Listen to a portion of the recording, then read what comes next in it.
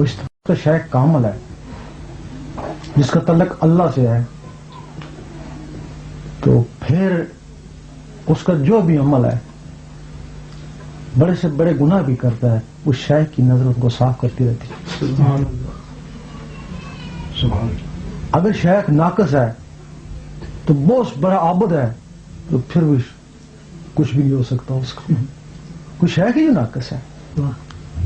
تب کہتے ہیں نا اگر پیر پکڑو نا تو کامل پکڑو۔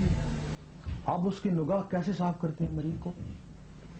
ذکر اور بات ہے، ذکر بھی کرتا ہے، لیکن جو کاملین جن کے ذکر نہیں ہے، ایسے بھی ہیں جو ذکر وغیرہ نہیں کرتے، کراتے بھی نہیں ہیں، لیکن نظروں سے ان کو صاف کرتے ہیں۔ سبحان اللہ۔ وہ کیسے صاف کرتے ہیں؟ ایک واقعہ ہے، بابا فرید رحمۃ اللہ کی روٹی پکائی دعوت دو، بہاولدین زکریا ملتان والوں، جب ان کی روٹی پکائی ایک ہی وقت کے دونوں ہیں، دعوت پکائی تو بہت سے لوگ اکٹھے ہو گئے کہ کوئی ولی آ رہا ہے ادھر سے جو ان کا دوست ہے، اس کو ان کو بھی ولی مانتے تھے، ان کا مہمان ہے، انہوں نے کہا میرا دوست ہے ولی، کنیز کو بولا ان کے ہاتھ دھلاؤ۔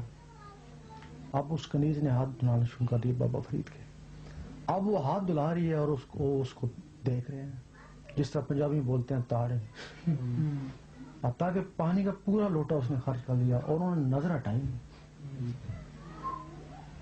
آخر نظر ہٹائی جب تو لوگوں کو شک پڑ گیا کہ ولی تو اس طرح تاڑتا نہیں ہے جس طرح اس نے تاڑا، یہ ولی نہیں ہو سکتا۔